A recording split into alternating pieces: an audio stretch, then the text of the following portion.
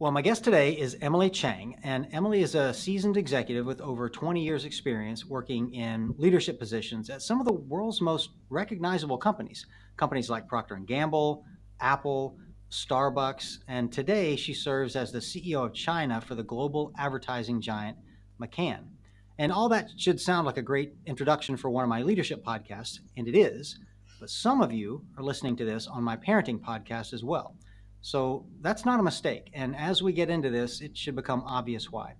Now, I've invited Emily to join me to talk about something that she did quite outside her professional responsibilities. In fact, it's very personal, yet it's indelibly impacted the way she leads at work and the way she lives at home.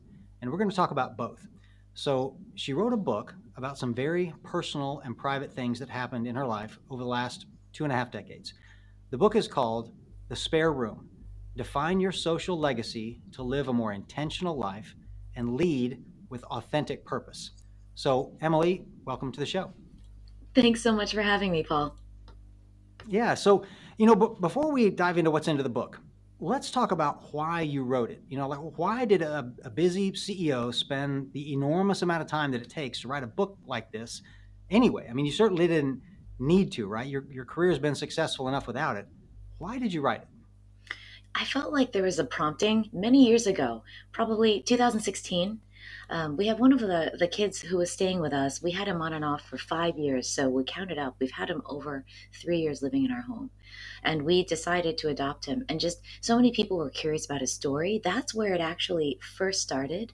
And then I had a series of opportunities to speak with people on a broader stage. And it was in a professional context. But of course, he comes up because he's my sort of my foster child who I was working to Mhm. adopt. And so, I felt like I had two children at home. And when you say children and you have one, people ask questions. And the other thing I believe is work and life are always completely integrated. And it's very difficult to talk about yourself professionally and not talk about who you are as a person, a wife, a mother, etc. So he started to come up, and as he did in conversation, his name is Teo. There were two things that happened that really sparked me to say, I feel like I should probably write this down somewhere. One is, as we talked about taking care of Teo, everybody would respond, I could never do what you did. And I don't agree with that. I think everybody can do what we did. And I think the important thing for me is for people to know we're not great people. We're not doing something extravagant or very difficult. I think we're in the heart of like what our family was created to do. And in fact, it's joyful and easy. And how do I tell that story? And then at the same time, I'm in my mid 40s. People are having that, I don't know if you still call it a midlife crisis. I don't. I Yeah. think I called it hashtag professional halftime, which is I've worked for a Mm. couple of decades. What do I want to do for the back half? Let me take a pause and consider it. And I recognize that's also a luxury in and of itself that you have a chance to Mhm. pause. And when you do, you start addressing this question that everybody does, which is this all there is? How often you hear somebody say, I really wanted to get married and have kids. I wanted to buy that house. I wanted to achieve this title at work. And then when they do, they think, well, now what? And there has to be so much more than that. So it was for those Mhm. two types of questions that I heard a lot that it actually makes this book difficult to categorize, right? Because the first question that really prompted me is, I could never do what you guys do. And my answer is, oh, no, yes, you can. That is about your personal calling and where you think you can have an impact in the world you live. And the second one was, is this all there is professionally? And what can I do more? And the reality, again, is they're really inextricably linked.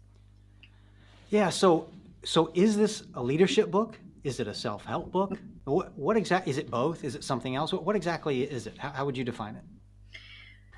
So I think it's basically me in print. Because at the end of the day, we are humans who want to live to our fullest potential and leave an impact where we are. And we're also business professionals. And I think that's the kind of person who would probably be most interested in the book as well. Somebody who is working and saying, but this isn't my entire identity. I want to be as effective as I can. I want to inspire followership in a positive, inspiring way. But I also want to know what I should be doing to maximize my own time, not just in the workplace, but outside. Got it. Okay, so let's get into the book. For much of the last 25 years or so, you've maintained a spare room in your house, essentially, wherever you've lived across several continents, and over time, you've invited a total of 16 people, I think, if I counted right, often complete strangers, to live with you, right, in that spare room. And I don't think that was the goal when you started this. So I want to ask you to tell me and our listeners about the moment that you first invited someone to live in your spare room. And I think it was a stranger that you literally drove by on the street, right? Yeah, yeah, that's exactly right. I had just turned, I think, 20 years old. I had to go back and count. Somebody was like, "Were you a teenager?" And I thought, felt like it. I don't know. But I was driving late at night and it was in upstate New York. So it's that disgusting, slushy rain. And it was late at night. I was going home and just getting ready to eat dinner. I think it was probably 8 or 9 p.m. and get going on my homework. And I just glanced out the car window and I saw this little girl huddled up on the curb, and you could tell she'd been injured, and I just couldn't drive by her. Long story short, I brought her into the car and I took her to a diner just sort of up the street and invited her to a meal. It was the most uncomfortable meal I've ever had because she didn't talk to me at all, not a word. She didn't have very good table manners. She was dripping gray water on the floor, and the wait staff was kind of staring at me. Luckily, I think it was a Perkins. It wasn't like I took her to a fancy restaurant. But she finished eating, and like without a word, she just unstuck her pants from the screen plastic booth and got up and started to walk away. And my heart just went out to her. I didn't even think. I kind of just looked at her frail little back as she was walking away from me, and I said, "Where are you going to sleep tonight?" And I saw her stop, and you could see her shoulders like visibly shaking. And I said, "I have a spare room." It just came out. It just came out. That's what happened. And she turned around. She was resentful. She was rude the entire evening. But she came into my apartment. She showered, put on some of my clothes, crashed on the couch.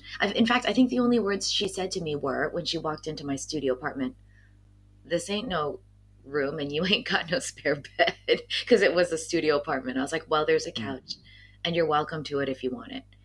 And that's all I knew about her. So I had this girl who was injured, and just I saw her just like conk out in a minute, and she was so tired, and that's all I knew about her. But I guess what I would say in answer to your question is, how did it feel? It was a gut reaction. It was all feeling, and there's no thinking, and it wasn't difficult.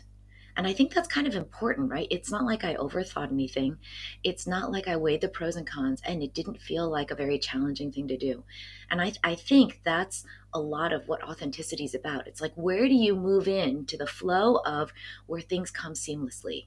When you feel like you can be your best. I wasn't trying to be my best. And a lot of times when I'm trying, I fail. But when you actually just go with what your nature tells you you can do and you can do well, giving isn't this bitterly sacrificial thing. It's a Hmm. very intuitive thing that sometimes you almost react in a spirit of naivete. Yeah. So you were 20 years old. So you hadn't gotten married yet, I assume, right? No, no. So you had no children of your own yet. Um, you hadn't started your real first job yet. You were just a kid yourself, still, Yeah, really. yeah. Yeah. I mean, I was And still that in was the college. beginning. I was in college Yeah. and I have pictures. I was going through my old photos because we've just moved into this house.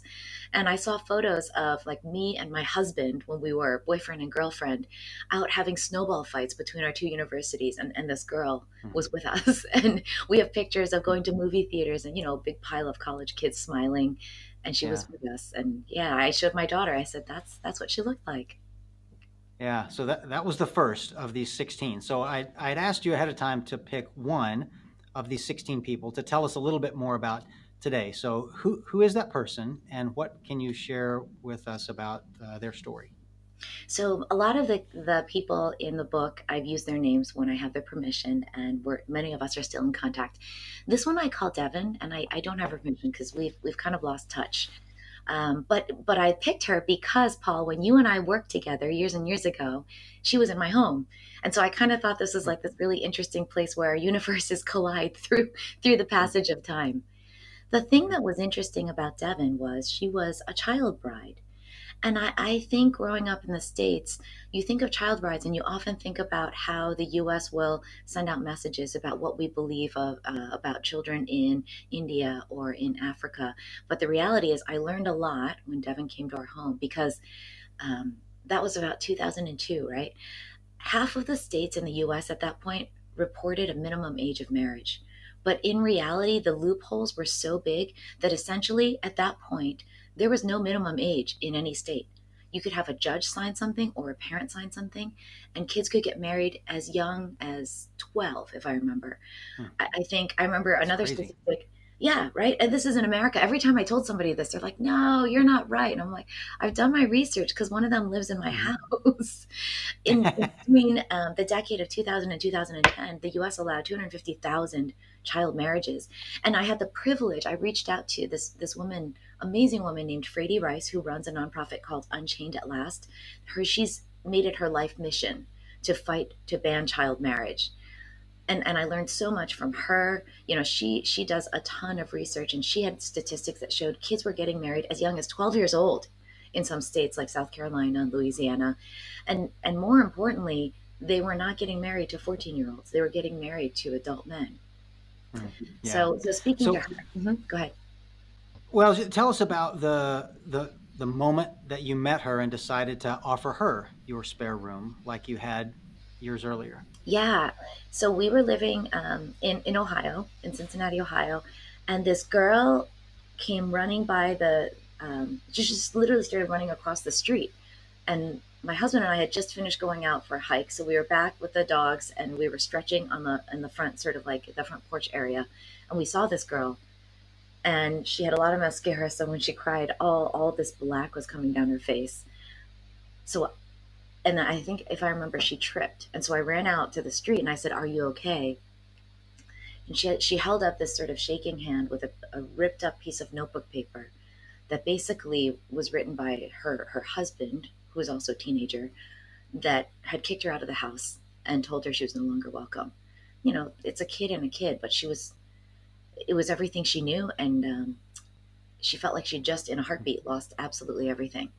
So she didn't live far from us. I think you know that feeling when you're so overwhelmed you don't know what to do, you just start running. That I can't really say I've lived that, but I've definitely seen it multiple times. She was in that state of like fight or flight, didn't know what to do, so she had just started running and she ran in front of our house. So my husband came over, we picked her up. At that point we were married and we'd had a couple of spare room kids already, and we just kind of said, why don't you come inside? And that's how we met this girl that we call Devin. She ended up needing a safe place to stay. So because she didn't really want to go back home yet, and her parents weren't in the same state. They weren't far; they were in Kentucky, but she didn't really want to go back. So she just wanted a place to sort of recover. In fact, we often talked about her like a butterfly. Maybe it's a little cliche, but it was like she needed a cocoon, a place to just Mhm. live and recover and remind herself of who she was. So she lived with us for, I think, 5 months and then ended up eventually going back home. So, and by home, you mean to her parents? She did. She ended up going back home. Okay. And before she went home, Minky, my husband, had the amazing idea to send her to one of those career retreats where you can go and do all these assessments and meet counselors and people in different industries and figure out what you want to do with your life. And I remember she ended up going and deciding to become a dental hygienist. And she came Mm. back and she was like, "I love doing teeth." And I'm like, "What? Who loves doing teeth?" But yeah, as far as I know, that's what she's doing now. Mm. So there's this moment in the book where you write about her, um, where she's out walking a Mm, baby that's not hers, and the police show up. Do you remember that I moment? do. Hmm. Hmm. Tell us about that. How did she end up walking around the neighborhood with a baby that wasn't hers, and the police show up to arrest her, essentially, right? So Yeah. tell us Yeah. that story. Yeah, she opened up and told us this story. First, she moved in. There was a lot. It just she unfolded her stories very slowly over time as she sort of came out of her cocoon and as she built more trust in us as well. But this story was really shocking to me, and it's also where I started doing research and learning those statistics Mm. I was sharing with you, because she was living with her husband and she had a next door neighbor who came running in one day. Her husband was still at work, and the neighbor said, "My little boy, I believe it was a little boy, had fallen out of a tree, and she was afraid the arm was broken. And so she said, 'Could you just watch my baby? I have to take him to the hospital.'" And the mother was really frenzied, and Devin was like, "Yeah, of course, I would love to." And she was so sweet. Devin was just the I'm sure she still is the sweetest human being with a great heart. So she went next Yeah. door to take care of the baby. And she told us about how she found, a pile of laundry still dumped and half warm on the couch. So she folded the laundry, she fed the baby, and the mother still didn't come back. She didn't know what to do. So she thought maybe I'll take the baby for a stroll. So she tucked the baby into a little This is like stroller. an 8-month-old baby, right? Little tiny Yeah, baby. yeah, little baby. So she took this little baby and just started strolling her outside. And she was even as she was telling us, you could just imagine the whole thing, right? She was like, I was telling that little baby girl about the skinny banana in the sky, and I was telling her that was the moon. She talked nonstop in this really sweet voice. She's like, I was just talking and talking to her, and then suddenly the night just exploded. And all these police cars started coming by. And she said, I'd never been outside walking. When police cars drove by, they were so loud, and the baby started screaming. So she described how she scooped the baby up, undid the seatbelt, and like covered the baby's ears and cradled her. And then she realized the sirens weren't going away. The police cars had surrounded her, and her immediate thought was panic. She said she almost started hyperventilating, and her immediate reaction was she thought they were arresting her because I think she had stolen a lipstick from like a CVS. Or then her mind went to, they think I'm stealing this baby. And so she was panicked. She said, I was holding the baby's screaming. My hands are shaking. I don't know what to do. And then she said, this really nice older gentleman came over to her and said, it's okay. It's okay. Give me the baby. And she started screaming, I didn't steal it. I didn't steal it. She had no idea what was happening. She's just a teenage girl. It turns out her husband came home, found her gone, didn't see a note she wrote that said next door taking care of the baby, and sent out the police to go get her, thinking she'd left him. And here's the part that's crazy. Because she's underage, she's allowed to be married legally, but he can report her as a runaway. And she was So basically she being, she was like under 18 and yeah, he was over 18, yeah, right? So yeah. he was not only her husband, but kind of her Keep guardian, whatever. He could treat her like a child, right? That's right. That's right. And after that, she obviously had a very different relationship with him. She started looking into getting her own credit card. She realized she wasn't old enough to get her own credit card. She looked at moving to a shelter one night and found out you have to be an adult to go to a women's shelter. You can't as a kid. And he could do the same thing, which is come after her as a runaway. She suddenly realized she was trapped.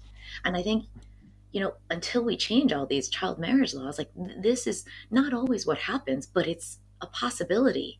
And that was just terrifying to her and to us when we learned about it. Hmm. Yeah. So what I think in each of these chapters of the book, you take us through each of these 16 guests you've had in your spare room, and then you share some lessons that you learned Yeah. from the experience, some of which you could apply at work, I think, and some of which are really just more personal Yeah. in your life. Can you maybe share one or two of the lessons that you learned from Devin, or you learned from being with Devin and having Devin in your home for those 5 months? Yeah, with Devin for sure. Because at that point, I was in my mid 20s. We were relatively newly married, and I was at Procter and Gamble. So you learn a very solution oriented way of approaching work and life, right? There is a problem to be solved. Let's outline it, define what needs to be done in what order, and then let's go at it. And that's very much consistent with who I am, which is probably why I loved working there for so long. But I realized with Devin, I was taking the wrong approach up front. Like when she first came in, I was trying to solve all her problems. I was trying to make her happy. Like I was like, hey, let's go get manicures. That's the last thing she wanted to do. So it wasn't about what I thought I would want or what I wanted to give, because my love language is giving. It was much more taking the lens off myself entirely and like disappearing and looking at her and saying, what do you need? And then realizing what she needed was completely to be alone. And that just because my way of expressing love is to give and to be engaged, if that's not what somebody needs, I'm actually a total pain in her ass, is what I was. And we finally, my husband was the one. He's very sensitive and incredibly thoughtful and patient. I'm ENTJ, he's ISFP. He was just like, back off, stop trying to help her, stop trying to engage her, just let her be in her cocoon. And that, I remember the day he said that, I was like, oh yeah. And she was, it was bizarre. I remember one night, and this is the thing about, when people say like I could never do what you did, of course you could. And I was not always gracious, and I was not always understanding or kind. Like I remember one day I was complaining about Devin to my husband. Like, what kind of person does that? I remember saying, I feel like we're like a youth hostel. I never see her. We feed her and she just goes in her room. Like, what's the point? Yes, that's exactly what my horrible human, faulty reaction was. And my husband was like, the point is that's what she needs and that's what we can do. Mhm. He's like, the point isn't to feel valued or to feel like we're doing something good. The point is she feels valued. And I remember him saying that she feels okay enough to be able to come out one day. And it was probably another few weeks after that conversation, she told us about the night that she was, deemed a runaway. Right. Wow. Yeah. So, and we obviously don't have time to go through the other 15, but could you give us a flavor for two or three or four of the other people? Just like in general, tell us something brief about a handful of those other people, so we can get a flavor for the breadth of this book. So the little boy I'd mentioned in the very beginning of our discussion is Teo. He was a baby born with hydrocephalus, which means the cerebrospinal fluid can go up his spine into his brain, but there was something faulty where it couldn't come back down, and so his head swells. So he was born very physically challenged and wasn't expected to live. And there are other things that happen to children that happen to people all over the world. Always in our backyard as well if we're looking. For example, his parents saved up money for him to get the surgery, which is a shunt that drains that fluid and it allows the head to sort of contract back. But by the time they gave him to a doctor, he was already 16 months old. And so the head had already hardened. And they gave him to a bad doctor who drilled a hole in his head and gave him back and said the shunt's been installed.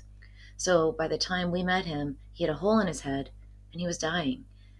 And we thought he was just coming to our house for a couple of days to die. And what I wrote about is obviously he lived for years and years. Now he's with a forever family and thriving. He's 8 years old.